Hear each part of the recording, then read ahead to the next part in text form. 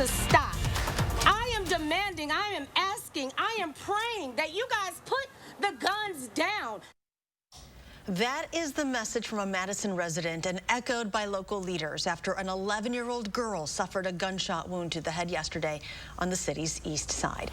We have team coverage tonight. Jamie Perez and Gabriela Becerra share reaction from community leaders. But first, family members will be providing an update on the victim's condition. That's happening in about a half hour from now at the American Family Children's Hospital. And that's where we find Madeline O'Neill right now. Good evening, Maddie. Hi there. Yeah, we're here ahead of the update. The Boys and Girls Club of Dane County says along with that update, they'll be providing ways to support 11-year-old Anissa's family going forward. Now, news of this has really impacted a lot of people in our community after the 11-year-old was shot in the head, caught between gunfire between two vehicles yesterday. She was taken to the hospital with that critical injury. In the meantime, a family friend has set up a fundraiser to help her family. That goal was originally $30,000. Last I checked, they've raised more than $28,000. Now, again, we're planning to hear an update along with ways to help the family in about a half hour here. So we will be here for that, providing you updates on channel3000.com as well as our social media pages.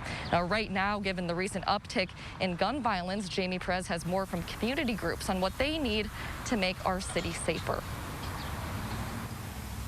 Right, well, these groups really focus on intervening after shootings, getting help for the victims and their family, get connected to resources like financial resources and even mental health resources. Now, some of these organizations rely on city funding, but many are nonprofits and rely on the community's help. Given the recent uptick in shootings and violence in the area, these groups have been working extra hard to keep everything in line. And they say right now their roles are critical in calming situations and helping prevent violence going forward, but they could really use some help from others in the community as well.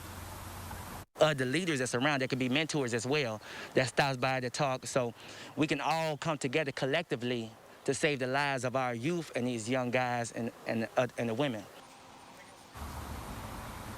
Now, that was just one of the leaders of a local organization that you heard from. There are also many others that could use funding here as well to help make Madison as safe as possible going forward. If you would like to be a part of that change, I have some links up online at channel3000.com where you can go to donate or help volunteer for one of these organizations. But right now, we're going to toss it over to Gabby Becerra, who has more from a press conference earlier today on how to help stop the gun violence.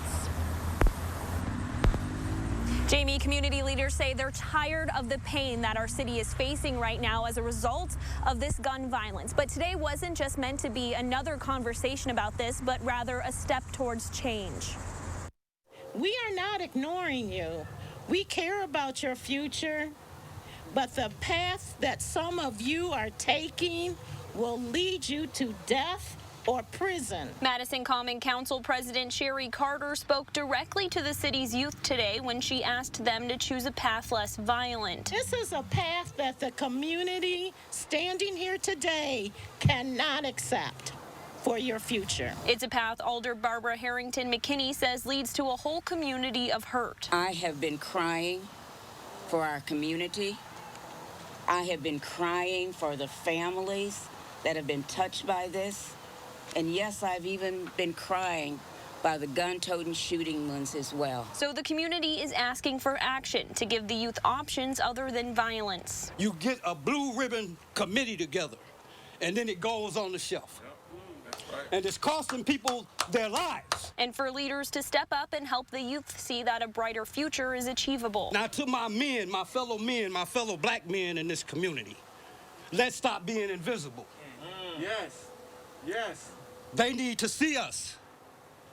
They need to know that change is possible. And Carter says the city won't tolerate the behavior it's currently seeing. But for those choosing to continue the pattern of violence and gun violence, rest assured, as president of the Common Council, along with my fellow councilmen, we will back law enforcement on their investigation to hold you accountable for the gun violence. These leaders say this can't just be a conversation that's had the day after somebody is struck, but rather a priority for our city and county officials to put resources on the map for these kids. Gabby, Jamie, and Maddie, ladies, thank you all.